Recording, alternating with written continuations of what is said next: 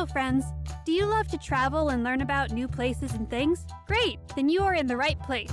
Join Jasmine the cat and Gracie the tortoise as they have fun exploring the USA, the world, and beyond. Hello, friends! It's Jasmine, the jazzy gray cat, here with my bestie Gracie, the super smart tortoise. Say hi, Gracie. Greetings, my good friends. Gracie here. I'm so glad you joined us today, as we're relaxing on this lovely boat ride. Gracie, I am so excited because I'm going to look for mermaids. You know, mermaids live in the water. They are so beautiful.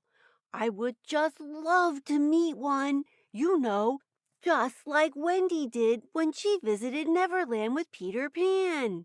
So today, we are going to learn about mermaids. Ooh, I think I see one over there. Jasmine, I hate to disappoint you, but I don't think we'll be meeting any mermaids. A mermaid is a fairy tale creature. She has the head and the top half of a woman with the tail of a fish. A merman is a male mermaid. Stories about mermaids have been told for centuries, but there is lots to learn about them. Great, but are you sure they aren't real? If they're not, then how come there are so many stories about them? I think if we find out more about them, maybe we can find clues on how to find them. Sounds like a good idea. Some of the stories were started by sailors who saw animals like the dugong and the manatee from far away, and having never seen these animals before, thought they were mystical creatures and called them mermaids. People have been telling stories about mermaids for just about forever.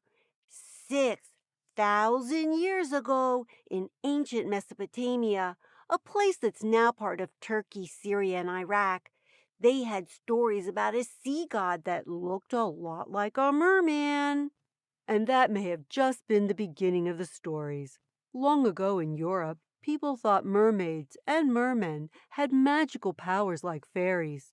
Sometimes mermaids were kind, and other times not so kind. Mermaids were known for their beautiful songs. They were thought to sing, to trick sailors and have them sail their ships onto rocks. Other stories have mermaids rescuing sailors. Mermaids also can live for a very long time. Gracie, did you know there were stories about how mermaids married men? You would think it would be hard to marry a fish. Where would you live? In a pond? I guess you would need a swimming pool at your house. Actually, Jasmine, what the story was that the man would steal something from the mermaid, like her comb or her mirror, and then hide it. As long as the mermaid couldn't find the object, she had to live with him. But if she found it, she could go back home to the sea. You know, tricking someone does not sound like a good way to get them to love you. No, it doesn't, and it usually didn't work, because once the mermaid found her object, she would always go back to the sea. You should be careful if you get a gift from a mermaid, because it's supposed to be bad luck. Also, if you get them angry, they might cause a disaster like a flood. Sailors thought that seeing a mermaid at sea meant a shipwreck would happen.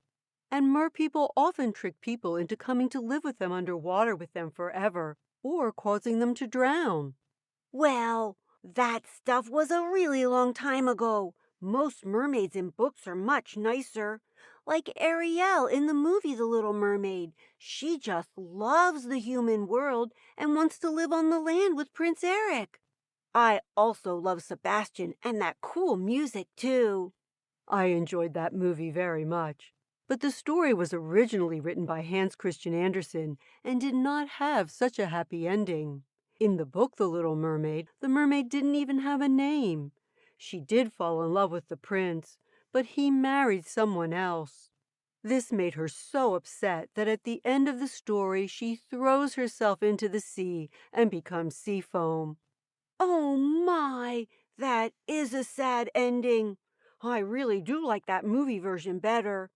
Ariel gets married and everyone lives happily ever after. And King Triton makes a cool rainbow. Yes, the merpeople in that story were very nice. But what about those mermaids in Peter Pan? Now that I think about it, the mermaids in Peter Pan weren't very friendly either. They really only liked Peter Pan. And even though they were very pretty, they liked to spend most of their time combing their hair. And then the mermaids were mean to Wendy and splashed her and got her all wet. I guess just like people, there are good mermaids and not so good mermaids. Now, as we have mentioned, many people have claimed to see mermaids, but none of the sightings have ever been proven. As a matter of fact, there is a town on the coast of Israel that's offering $1 million to the very first person who sees a mermaid in the water. Although many people have claimed to have seen one jumping out of the water, no one has ever been awarded the prize money. And even worse, some people make fake mermaids. In his museum, P.T. Barnum of Barnum and Bailey Circus had a fake mermaid called the Fiji mermaid. I think he tricked a lot of people. No, that wasn't a very nice thing to do. Now let's talk about sea creatures that have been mistaken for mermaids. One of them is the manatee. Manatees can grow up to 13 feet long and weigh up to 3,500 pounds. That's about as much as a car. They have two front flippers like dolphins and use them to hold their veggies and to steer when they are swimming. Their tail is shaped like a flattened paddle, and their skin is wrinkled and leathery. Because they move so slowly, they often have algae growing on them. But the algae is very helpful because it acts like sunblock and protects them from the sun. Now, I want to tell about the other mermaid animal. It's the dugong.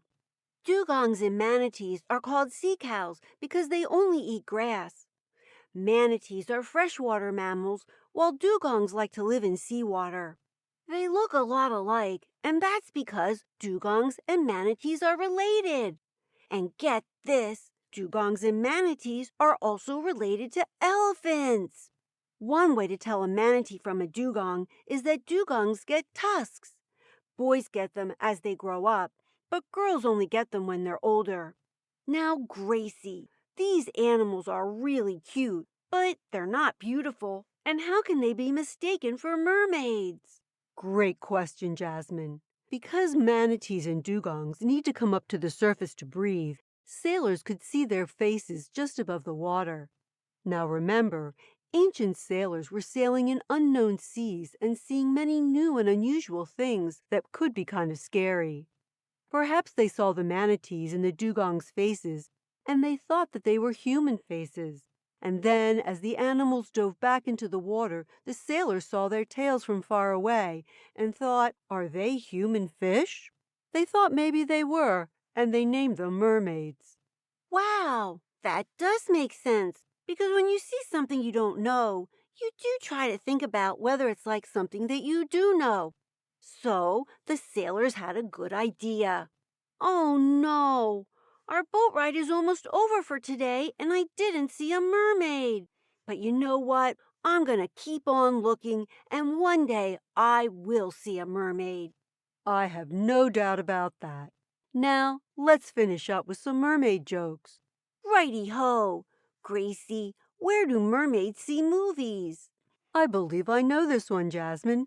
At the dive-in. Now, what kind of phone does a mermaid use? My favorite kind, a shell phone. My favorite fact was that mermaids are supposed to have magical powers. How about you, Gracie? My favorite fact was that mermaids are probably really manatees and dugongs. I just love a good scientific explanation.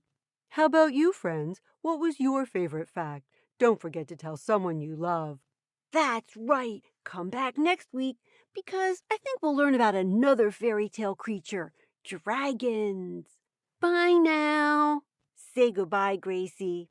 Goodbye, my dear friends. See you next time. Hey everybody, thanks for joining Jasmine and Gracie on their adventure today. Come back next week for the next one.